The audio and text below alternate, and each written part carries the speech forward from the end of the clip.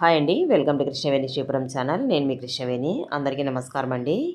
ఈరోజు recipe masala gravy అండి. ఈ మసాలా గ్రేవీని కమ్మగా ఉండేలాగా ఎలా ప్రిపేర్ చేసుకోవాలో చూద్దాం రండి.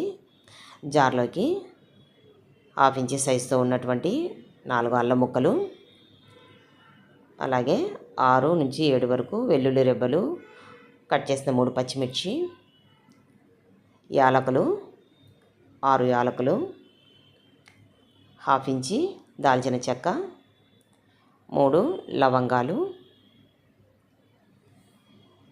మిరియాలు 8 నుంచి 10 వరకు వేసుకున్నానండి. 1 టీ స్పూన్ వరకు జీరా, 1/2 టీ స్పూను సోంపు, 2 టీ స్పూన్లు పచ్చి ధనియాలు, నువ్వులు 2 టీ స్పూన్లు, క్యాష్నట్లు 8 వరకు వేసానండి. 1/4 టీ స్పూను పసుపు, ఎండు కారం 1 టేబుల్ స్పూను. ఎండు కారం మీ స్పైసీకి తగినట్టుగా వేసుకోండి. అలాగే టేస్ట్కి సరిపడినంత సాల్టు, ఎండు కొబ్బరి ముక్కలు కొద్దిగా, కొంచెం కొత్తిమీర కూడా వేసేసుకొని దీన్ని ఫస్ట్ ఒకసారి స్మూత్గా గ్రైండ్ చేసుకున్న తర్వాత మధ్యలో కొద్దిగా వాటర్ని యాడ్ చేసుకుని ఇలా ఈ పేస్ట్ అనేది చాలా స్మూత్గా ఉండేలాగా గ్రైండ్ చేసుకోవాలండి. అలాగే 2 మీడియం సైజు టొమాటోలను కూడా గ్రైండ్ చేసుకోవాలి సపరేట్గా. ఫస్ట్ కడాయి పెట్టేసుకొని ఆయిల్ వేసి హీట్ అయిన తర్వాత చాలా సన్నగా చాప్ చేసినటువంటి ఉల్లిపాయ ముక్కలు 1 కప్పు, అంటే కొంచెం బిగ్ సైజులో ఉన్నటువంటి ఉల్లిపాయను తీసుకున్నానండి. హై ఫ్లేమ్లో ఈ ఉల్లిపాయ ముక్కలు గోల్డెన్ బ్రౌన్ కలర్ వచ్చే వరకు ఫ్రై చేసుకోవాలి. ఇలా కలర్ వచ్చే వరకు ఫ్రై చేసుకున్నాం కదా. ఇప్పుడు ఇందులోకి గ్రైండ్ చేసి పెట్టుకున్నటువంటి మసాలా పేస్ట్ను వేసేసుకుని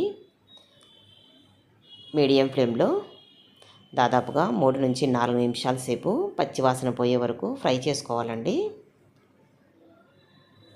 ఇలా కంటిన్యూస్గా కలుపుకుంటూ దీన్ని 4 నిమిషాల సేపు ఫ్రై చేసుకున్న తర్వాత మనం ఫ్లేమ్ అనేది సిమ్లో పెట్టేసుకొని 2 మీడియం సైజు టొమాటోలను అయితే నేను గ్రైండ్ చేసేసుకున్నానండి. ఈ పేస్ట్ వేసిన తర్వాత ఇలా టమాటో పేస్ట్ని కూడా వేసేసుకున్న తర్వాత దీన్ని కూడా మరో 2 నిమిషాల సేపు బాగా ఫ్రై చేసుకోవాలి. అంటే ఆయిల్ బయటకు వచ్చే వరకు ఫ్రై చేసుకోవాలండి. ఇలా దాదాపుగా టోటల్గా 6 నిమిషాల సేపు మనం ఫ్రై చేసాం కాబట్టి ఉడకబెట్టేటప్పుడు 5 నిమిషాల సేపు ఉడకబెడితే సరిపోతుందండి.